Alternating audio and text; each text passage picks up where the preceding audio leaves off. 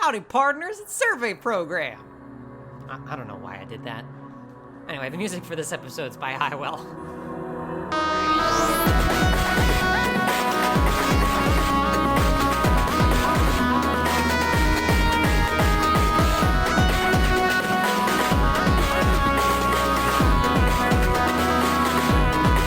I just got done watching the closing ceremony of the 2026 Milan Cortina Winter Olympics, and I feel like it's highly relevant. I've been watching a ton of Olympics the last few weeks, and I'm here joined by Nillin on this episode of Survey Program Podcast. Nillin, why don't you introduce yourself and tell me a little bit about your background with Undertale and Deltarune before we get into Olympics talk. Yeah, and then I'll tell you about my background with the Olympics. Yeah. Hi, I'm Nillin. You can't find me on the internet, and you can't find me anywhere. I think the easiest way to put it is I was a day oneer for Undertale. I was a day oneer for Deltarune. I think I've been there minute one for basically everything about these games, and that wasn't always completely intentional. I actually didn't know Undertale's exact release date until I saw that it had come out 2 hours ago, at which point I immediately sat down and played straight through it. Yeah, I can't remember how many, hours between release and playing it I played it. I definitely played it day one, but I can't remember, for me, how quickly I got into the Undertale and Deltarune releases is a matter of hours to minutes. I did this under very different circumstances. When Undertale first released, I had just gotten back to my dorm in college from a computer science course, and I sat down and I looked, and there it was.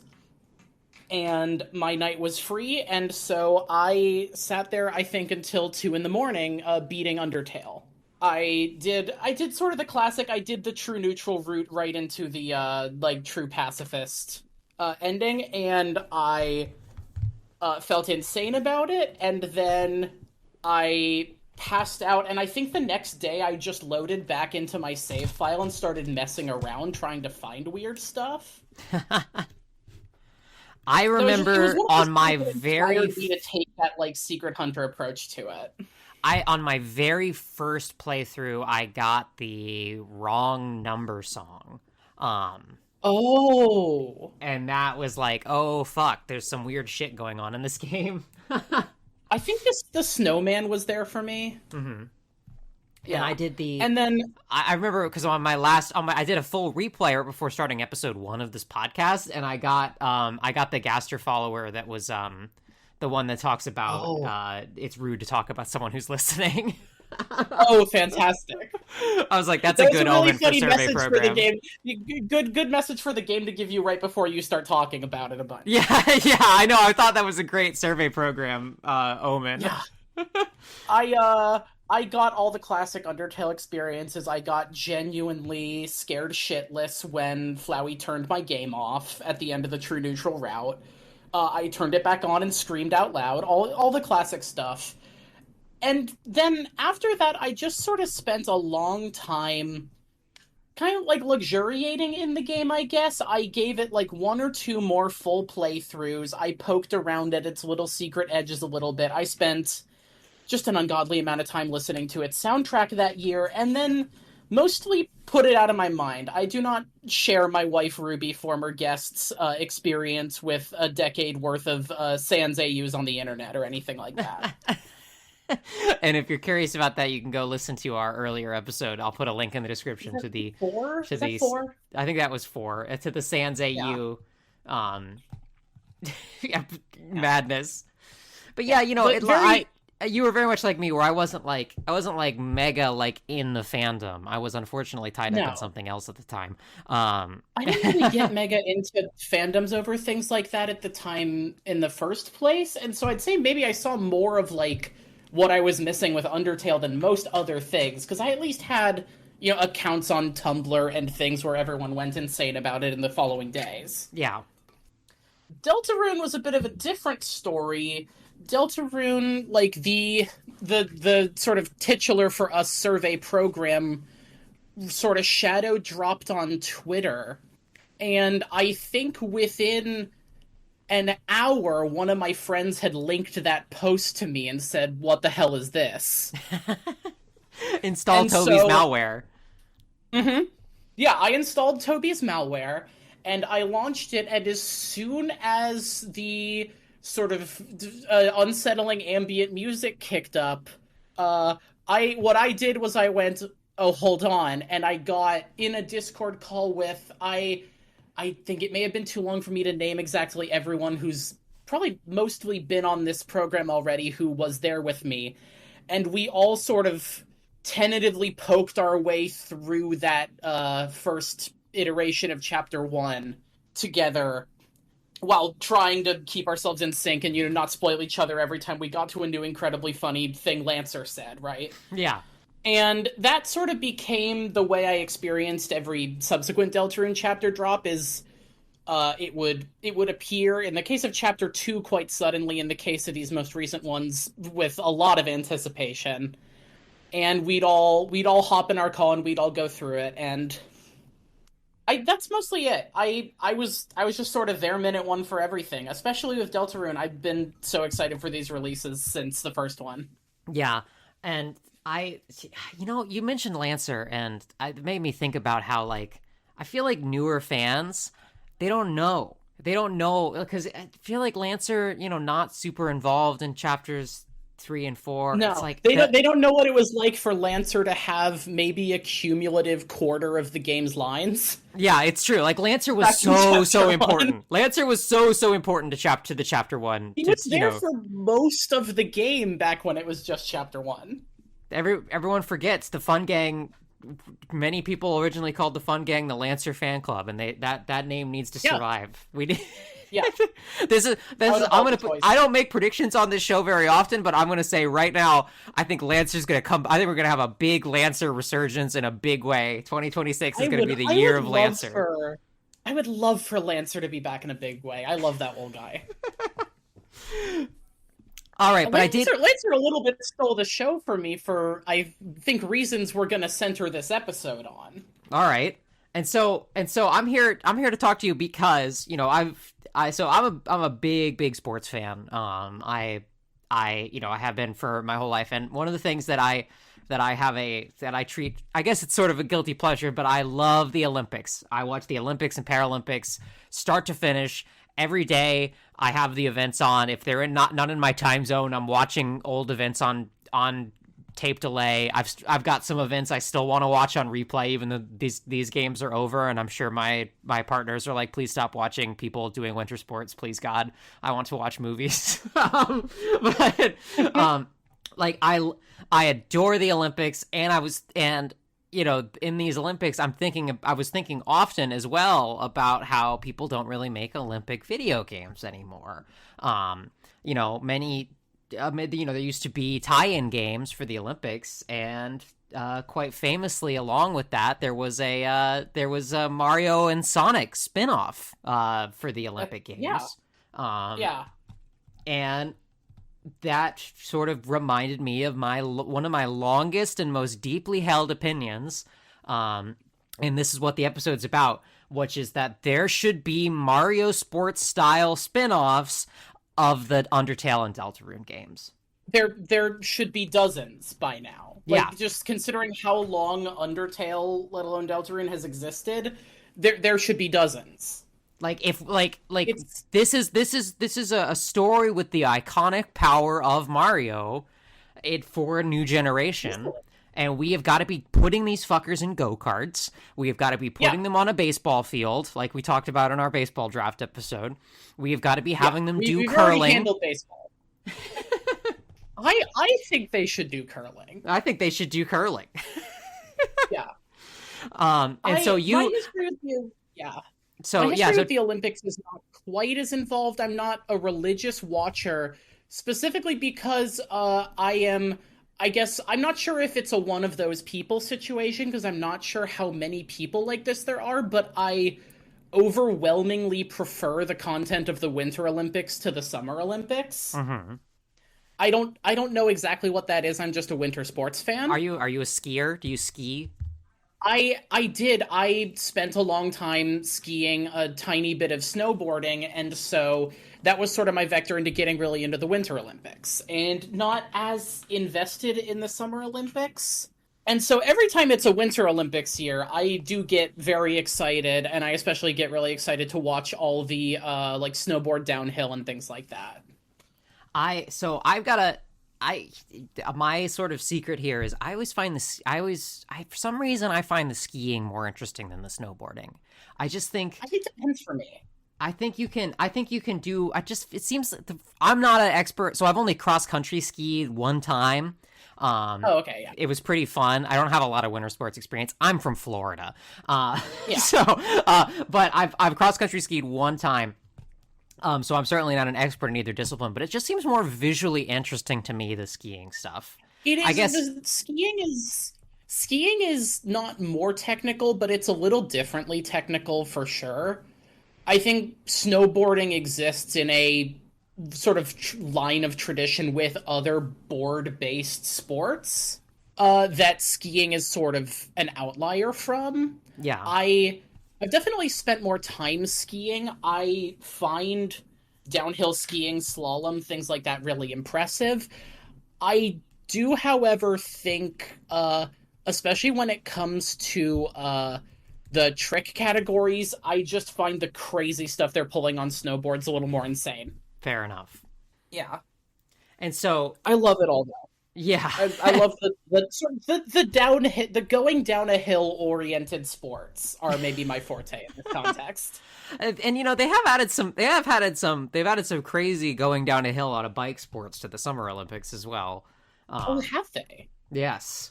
I might have to take a look at some of that in that case. And of course they've got as part of the ongoing extremification, the X Gamesification of the Olympics, they've got skateboarding now as well. They do? Oh Yeah. my. Okay. Yeah. I think that's cool. Yeah. I think skateboarding has a place at the Summer Olympics if like snowboarding has a place at the Winter Olympics. I'm a big tent. I'm a big tent person about the games. I think it's great that there's new events. I think that people were unnecessarily shitting on breakdancing being at the Olympics just because there was one Australian who was bad at it. Breakdancing is so cool to have at the Olympics. Right, like this is the thing. If you're like, oh, it's so insulting to breakdancing that it's at the Olympics because you only watched Raygun hit him with the dinosaur, but you didn't actually watch. Like she finished last, she lost. Like that's like the judging system worked. It's not like the Olympics were a showcase of like cringe white Australians hitting him with the dinosaur. It all worked out okay. And I watched the men's and women's finals of that event, and they're super exciting. They're great. So no, I'm a big tent. If there was an Undertale Deltarune at the Olympics spin-off game, would they be required to feature breakdancing? I don't think any game has ever included every event because there's just that would be basically impossible to do. There's so many Olympics. Yeah, there's so much. I mean, I'm going to have to finally learn the rules of cricket in 2 years because I try to watch at least one event in every discipline at the Olympics. Every time, and so I'm gonna have to. And they're adding cricket in 2028 for the LA Olympics. And so I'm going to finally learn how to cricket, what a cricket does. What it does? Yeah. What a cricket does. Yeah. They have a big cricket. That's what the bat is for. It's shaped like that so they can protect themselves. Yes, but so you have a pitch. You have a pitch for Toby Fox, who is definitely listening to this podcast. I have so many pitches. I think the easiest way to go about this is probably to talk about what classic sort of Mario and other similar spin-off sports games we've enjoyed. Yeah. Which is to say, I have definitely played at least one Mario take on all of the major sports that have ever gotten a Mario take. Yeah. I've played the Mario Tennis games for the Game Boy Color, the N64, the GameCube, and I got the Switch one, not the new Switch 2 one. And I thought the Switch one was actually quite fun. I like Mario Tennis. I might be my favorite Mario sport. It just plays well. It plays well. It's exciting. So you actually missed the one that I like the most, and I want to talk about because I think it's the Was this most the like Wii? appropriate. It's the Game Boy Advance games. Oh yes, They the had continuation of the Game Boy ones. yes, exactly, and those had like a RPG story mode, right? Yeah, I think that the Game Boy Color one also had an RPG story mode, but they expanded on it a lot. Yes, and so the As I GBA understand. games, they had like the team that made Golden Sun. Like right after they finished making Golden Sun, they Yeah. went and they made a Mario Golf and a Mario Tennis RPG where you're like playing as like a normal human person in the Mario world. You invent a guy Yeah, to go yeah, beat Mario. yeah, and you're just and at the whole like first 2 acts of the game, you're just like a normal person You're at surrounded by tennis other. school. Yeah, you're at a tennis school or a golf course, and you're trying to work up the ranks, and everybody talks about Mario and friends like they're far off celebrities, right? I do think it's incredibly funny the idea of living in what appears at first glance to be a normal world where you are trying to become a professional tennis player, but the guy everyone talks about, like the kind of person you need to be on the caliber of to get into like Wimbledon or something, is Mario from Mario. Yes, absolutely. It's incredibly funny, That's amazing. there's also like a Tiger Woods type figure who's like a human golf in the golf one that's like a human Is it guy. Tiger Woods, or have they invented their own sort of original golf superstar? It was original golf superstar. It was Pro. Okay. It was, I think, his name. But he's like Mario's best friend. He like became Mario's best friend by being so good at golf. And that's the promise. If you're good enough at golf, you can be Mario's best friend. Absolutely. And I genuinely, I adore those games to death because first off, one of my strongest held gaming opinions is that sports games and other games should not be these distinct silos that don't talk to each other, because there's a bunch of great ideas that if you cross-pollinate between them could create a lot of like I think that many people making games with like dynamic narrative content need to play Football Manager right the fuck now. Except not the latest version because it sucks. Go get an older version of Football Manager and play it. But like, I will at some point play one of those spreadsheet heavy like baseball management simulators just to get a sense. I do feel like I need to do that. And like more sports games need to be incorporating like RPG and narrative elements from the other games. And I've been enjoying like the Formula One games have been doing like an episodic story mode with every release where it's very soap opera-y, where they've got like a cast of characters and you've got like your estranged father who like owns a Formula One team and is like trying to reconcile with his daughter who's a star driver, and then he dies, and it's all so soap opera-y and dramatic. It's so funny. I think some other classic sports franchises have been leaning into this. Unfortunately, I think in some of them it has run up against a terrible wall of modern microtransaction structures. Absolutely. Because NBA. I was learning about the involved story mode in NBA 2K, where you get to make your own player and do these elaborate RPG mechanics, but apparently it takes something like 300 hours of grinding to get a whole team worth of proficient basketball players if you don't want to spend money. It's so bad. I think that might be where the failure point is. And I do think they got Spike Lee to do one of those. Yeah, they did. I think sports games might be notoriously subject to a lot of those sort of modern gaming ills, if you will, because they are so siloed off. Yeah, exactly. And there's a huge audience of people who only play sports games, and that's what makes like the Mario style sports games such a breath of fresh air, because they bring in concepts from broader gaming, and also they're not totally shitified like your NBA 2Ks or your EAFCs are. They're bringing in sort of the imagination from just not like fully sort of realism simulator sports replication experiments. Yes. Which sports kind of invented video games. Absolutely. I mean, the first video game was a tennis game. Yeah, it was ping pong. It was tennis. I think it's hard to imagine now because there are so many types of game that exist because of computers, but if you were back there trying to invent a funny little game to play in your free time on a military oscilloscope, when you looked at what games you knew about, it was mostly sports, board games, maybe some card games, right? Yeah. And so sports were an obvious early pull for just sort of the ideas that led people to make video games. Absolutely. And they shouldn't be kept in a little box. And I think also why I'm thinking about this is because I'm thinking about my own gaming history playing so many of these games, right? And like I grew up and like I had a Sega Genesis that had like it was like my dad's Sega Genesis, and so it had like a collection of just like we didn't even have Sonic.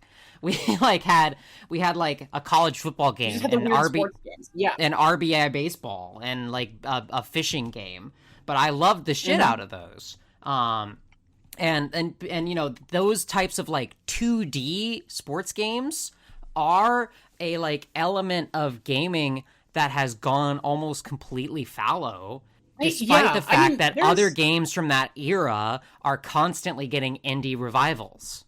There are a lot of games from the early consoles and things like that actually had to really push sort of hardware and design limitations in order to replicate sports. Absolutely. There's a lot of ambition going into just getting a game to look like golf. Yeah. At the time.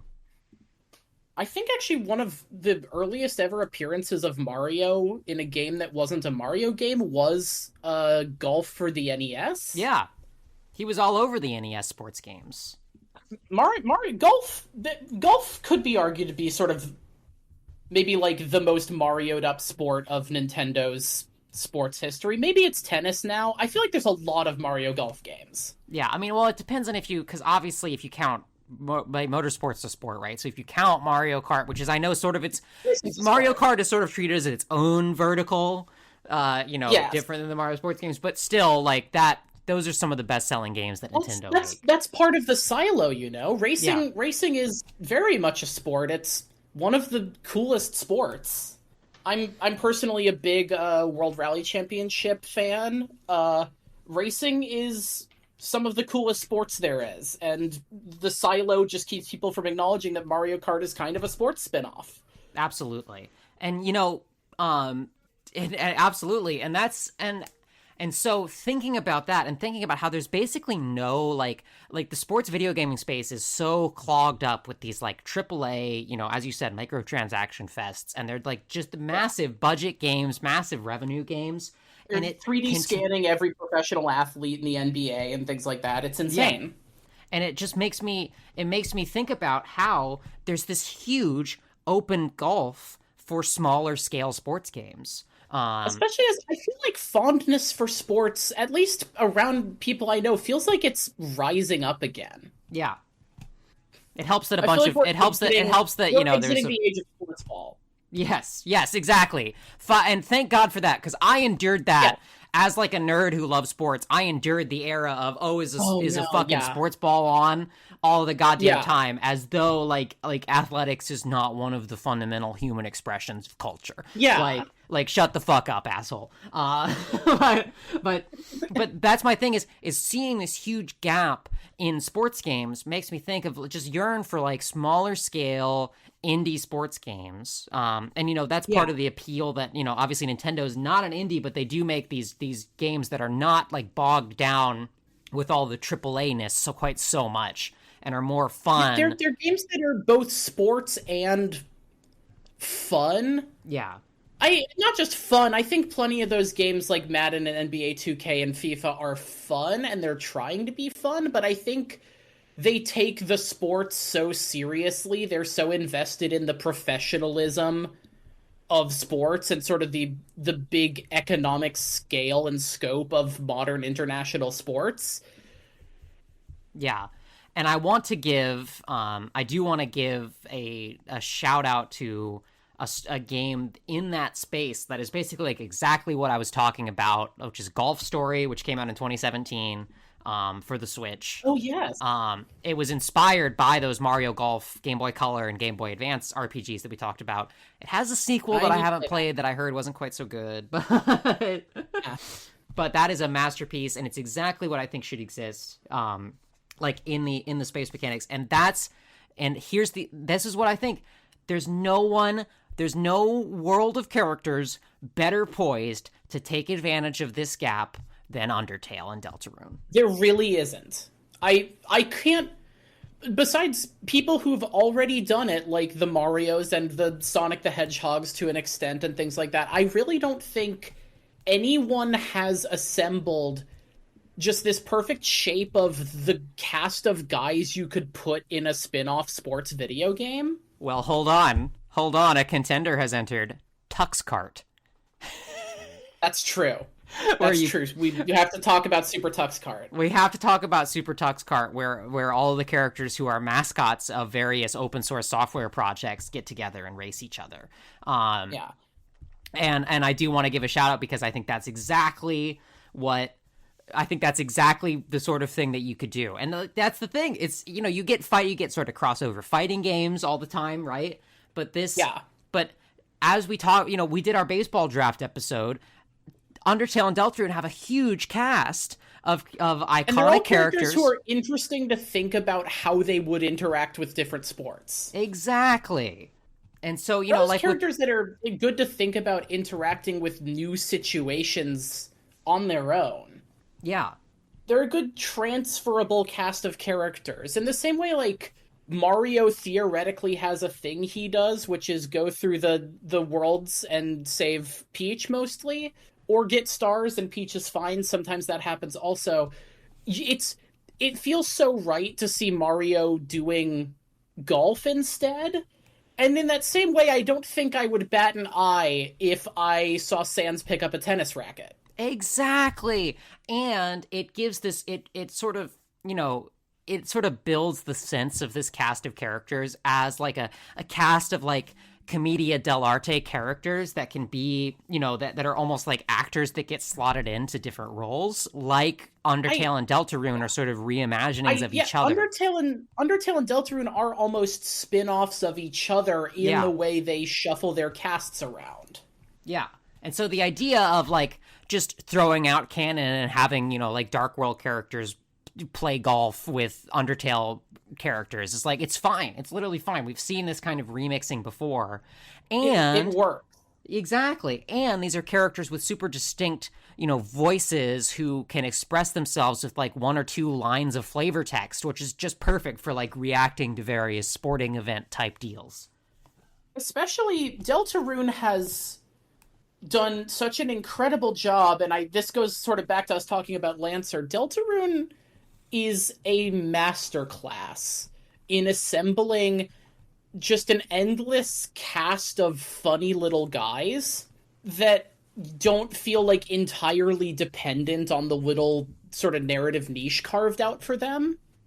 Yeah. Deltarune has so many just classic little guys. I think I might spend the rest of my life occasionally thinking about the original Starwalker. Yeah. Let the original Starwalker do the 100-meter dash. Or hell, race walking is an Olympic event, speaking of the Olympics. Yeah. But especially because, in the most recent Mario spin-offs especially the most recent Mario Kart, because they haven't done another sports game yet since that, the latest Mario Kart has, 120 characters playable in it or something like that. Yeah. And most of them are just cute little enemy designs that they had in one game on the Super Nintendo. And that's exactly what you could do with your baseball team, it almost feels like Toby Fox saw this coming, because there's a lot of the same energy. I don't know how intentional it is, but it feels like you have to a little bit be thinking about how easily Mario seems to be able to do this with its enemies, its side characters, and things like that. There's a little bit of Undertale just doing that. Yeah. Right? It feels like Toby Fox was on the same wavelength as whoever decided to put the guy who throws the long spiky bars at you in Super Mario 3D World into the latest Mario Kart. Yeah. And also the cool thing about it is, every minor Undertale and Deltarune character is somebody's favorite. Like, Yeah. you know, it's it's like they say about Pokemon. Every Pokemon is somebody's favorite. Every random Glup Shitto from Undertale and Deltarune is somebody's favorite out there. Hmm. Do you have a favorite from Undertale or Deltarune? Just a favorite little guy? Well, this is the thing. Is my answer used to be Gerson, and then I got and then he got important. I won the Glup Shitto Super Bowl. Like as I was playing Chapter 4, I was You like, hit the Juckport. because I hit the Juckport 1 trillion. $1 trillion. Because I saw his son and I saw the gravesite and I was like, oh, this is so wonderful. Like my Glup Shitto is being acknowledged and he has an important and unspoken influence on the game. And, People feel strongly about my Glup Shitto. yeah, and then it turns out, and then boom! Oh my god, my Glup Shitto. Oh my god, he's so important. He's so important now, and now I'm like, Yeah. I haven't like replaced him in my heart with another unimportant Glup Shitto. You have to find someone who matters less now to I fill know, that void. I do, and it's like I guess I do have the Christmas ornament of the original Star Walker who goes very near the top of my Christmas tree. Fantastic. That's fantastic. And so I guess Star Walker might be my backup. From Deltarune, I think I do have to say Star Walker. Yeah. He's the original Star Walker. From Undertale, I'm not as certain. It's been a while since I've done a full replay of Undertale, and there's so many more enemies that are a whole sort of interaction with multiple parts because Undertale sort of reuses encounters a little more. Yeah. I like Washua. That's a really great pick. I do like Washua a lot. I like Snowdrake a lot as like another like former like kind of shitty teen who was like trying to be funny to like make up for my kind of shitty teenness. Like I always related to Snowdrake a lot. Yeah. No, I get that. I like that Snowdrake has made the jump into Deltarune. Yeah, that's good.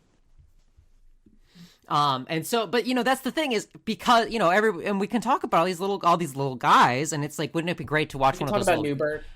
Talk about Newbert. Wouldn't it be great to watch one of these little guys sock a fucking home run? Yeah, I don't know how Newbert would hold a baseball bat, but I know Newbert could do it. They got Goomba holding a base. They got Goomba in Mario Baseball. He ain't got no arms. Yeah, I played a few of my old favorite Mario sports games a while back in preparation for this episode, and one of them was Superstar Baseball for the GameCube. What a great game. It's a great game. I was smiling then watching Goomba just sort of not hold a baseball bat and it just sort of moved. They made it work. They made it work and it never felt off, despite that being so much. And there's a power to that, and Undertale and Deltarune have that power. And I think with that power comes a responsibility, and that responsibility is to make Undertale tennis. Exactly. Just like this is the thing is I think, look, far be it from me to suggest that an independent art project that's already unbelievably, like, I'm not making a financial argument here. I'm not saying like you need to leverage your deliverables. You need to integrate your brand image to push Fangamer a little harder. They can get you the money. Yeah, I'm like, you don't need like here's the thing. It's like I'm not saying that that they need to do this from a business perspective. I'm saying that they need to do this because I need Papyrus to be hitting a tennis ball. Like from a spiritual perspective, from a pathos perspective. Yeah, it just feels right to me that this should be happening. Yeah. It sort of feels like there's already a void because it's not happening, just because of how well the cast matches the pattern. Yeah. Like, I've felt the void in my life from not seeing even one funny Undertale Deltarune spin-off game besides kind of the alarm clock. Yeah, and obviously, fans have stepped in to make some cool, some very cool, like, fan games, with original characters or mods, and I think that stuff is very, very cool. And, we had a developer of an upcoming, very cool-looking Cooking Mama-inspired Undertale remix, Undertale Cooking with Kindness, Shadow of Roserod on a previous episode as well. And I like that stuff is so awesome, right? And I think the fact that the game is so remixable, that you have games like Undertale Yellow that come out, like it's just a great, it just speaks to like how great you could how much you could like totally remix the setting infinitely and make new kinds of games for it. And I'm just like, it's just give it to me. Give it to me. Especially talking about viability, I mean, Nintendo never really made their own sports spin-offs either. Yeah. A lot of their best work was handed off to, I mean, like you said, the guys who did Golden Sun. Yeah, exactly. Or you had Camelot was contracted on for all the Mario Tennises on the Game Boy, like all the portable systems. I think they did one of the baseballs. I can't remember. It was Bandai that did the baseballs. It was Bandai that did the baseball. But Camelot was not like no one at this point. They were a second-party Capcom studio that did. At this point, they'd done Golden Sun. They'd done Shining Force.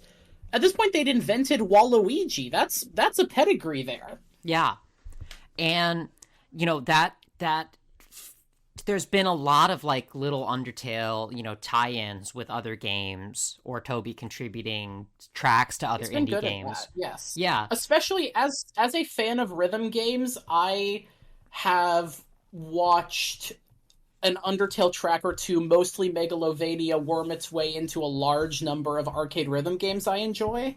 Yeah. And that's always exciting to see. I love when Megalovania shows up. I hope Deltarune tracks start getting that treatment soon. There are plenty that I would be very excited to do that with. And thinking about that as well, there was that bit in the newsletters that was talking about how Toby is sort of seeing design, doing work on Deltarune as creating this stable of developers who could be useful for future projects, right? And creating for all we know, Toby is already preparing for the sports spin-offs. Yeah, I mean, right.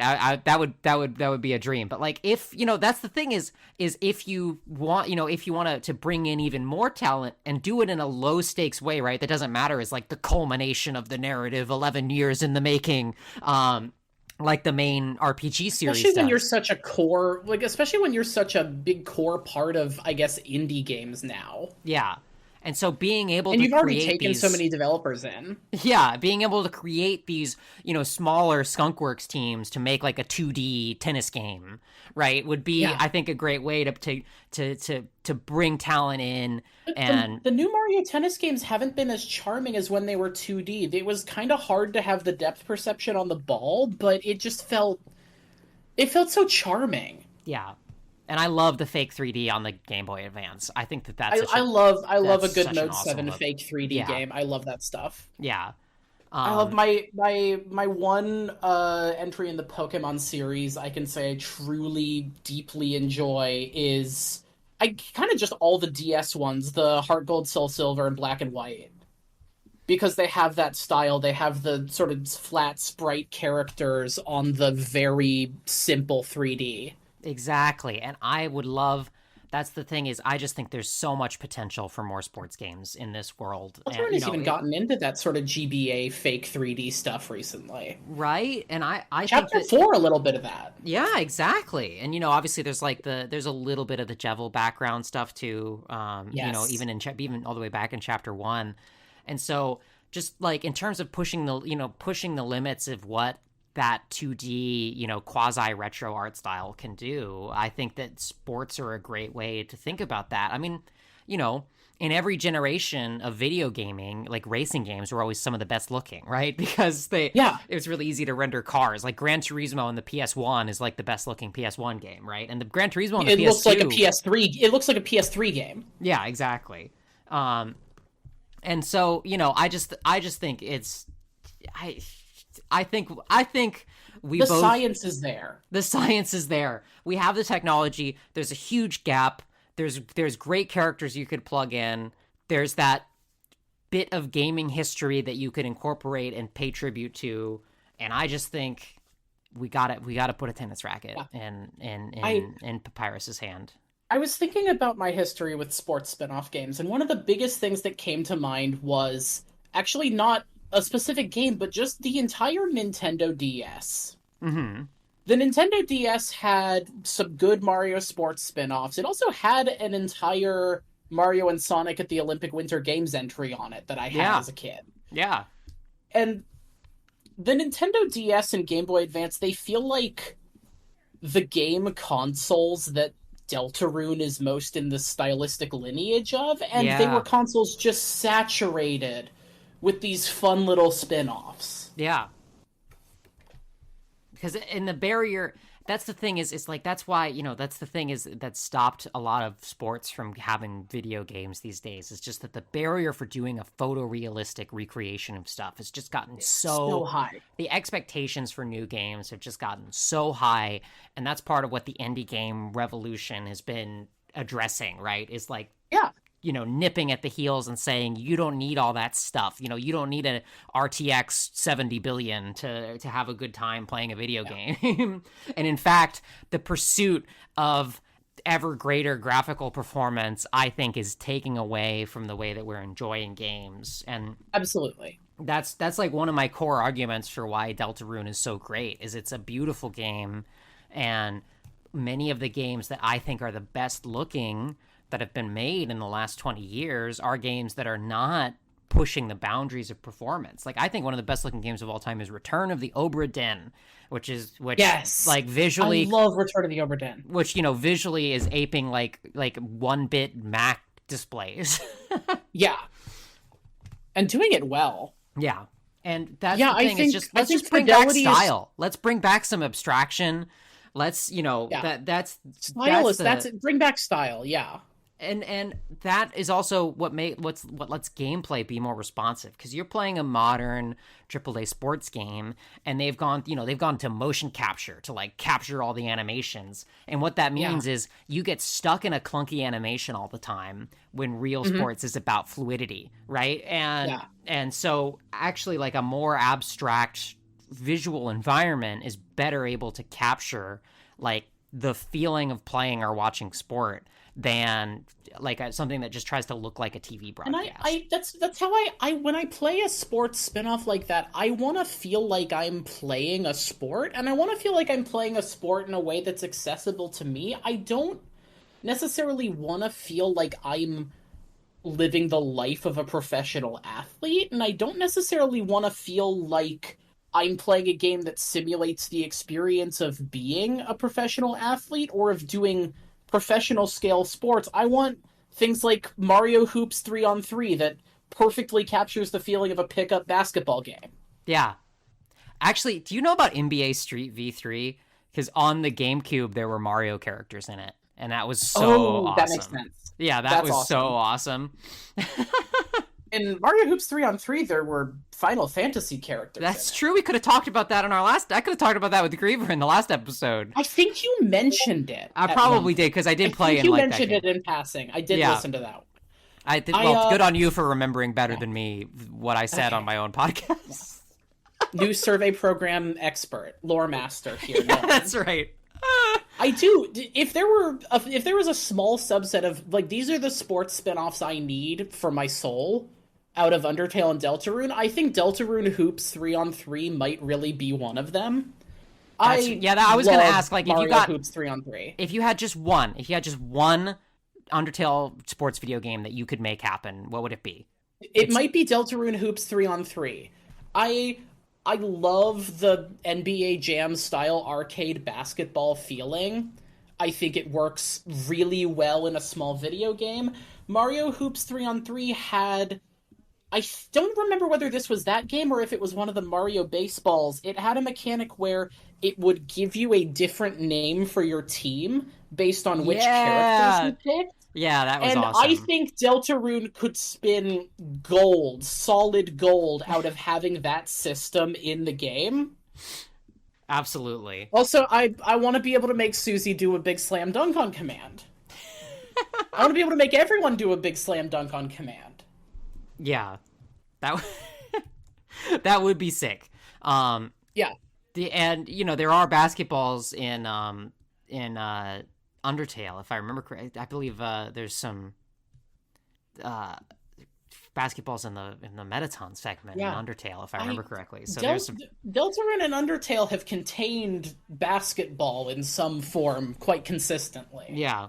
Now my pick, as I've said it before, my pick would be tennis, and actually one of the reasons why is because I actually used to speedrun the GBA Mario Tennis game. Oh, cool. I was never really good. I think my best time was third in the world at the time, and it's been, it was pretty good. Well, right. It was a very small scene. Let's be clear. That was out of like 5 runs. Okay. But like I did some.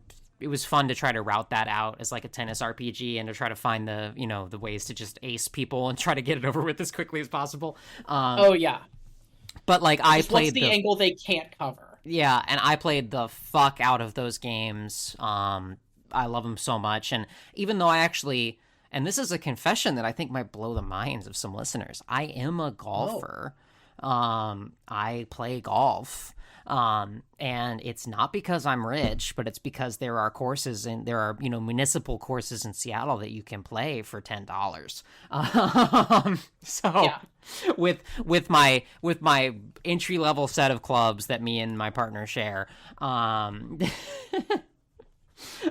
yeah, I am a golfer. But I've always liked the 2D tennis gameplay just a little tiny bit more, and I like that Mario Tennis gameplay.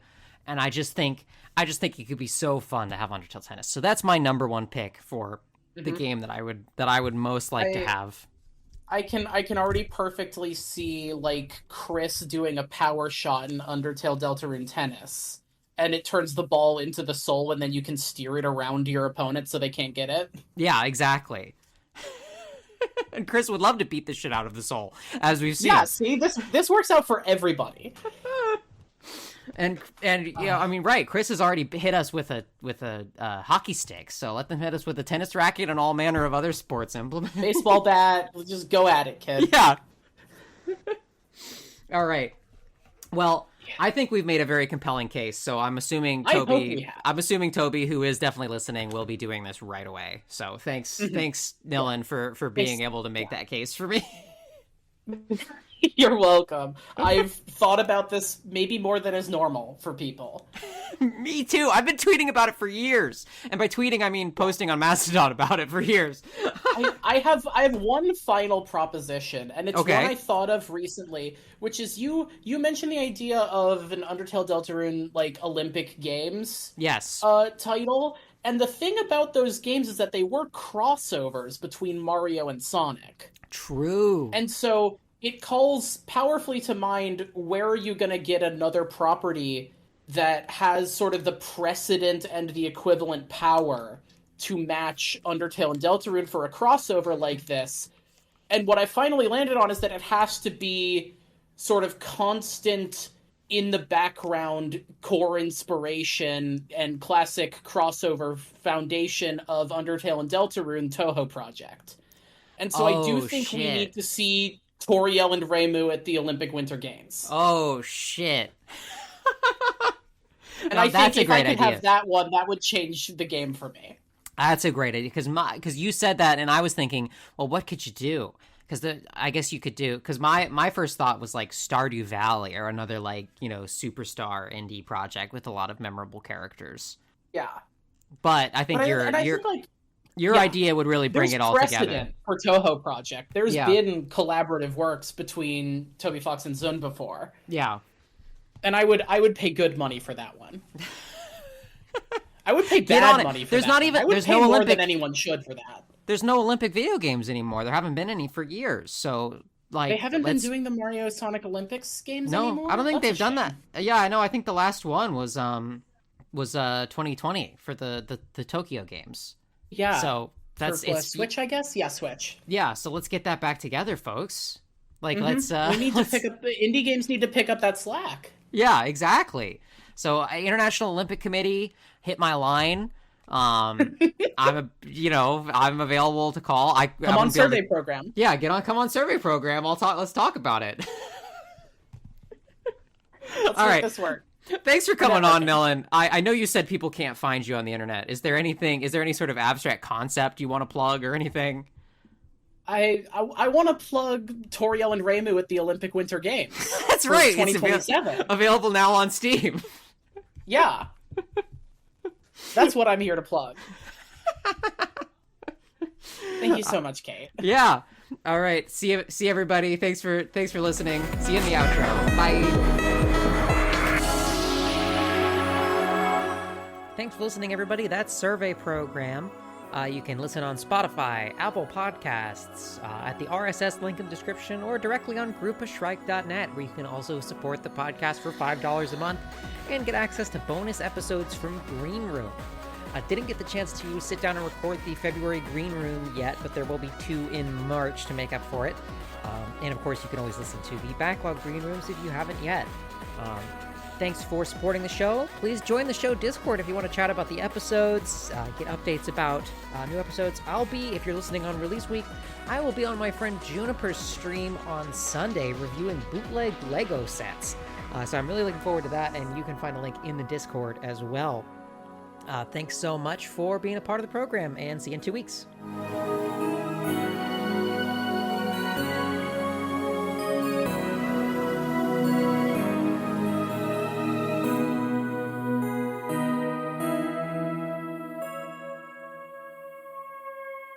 Glup Shitto Amalgamated General Productions GmbH.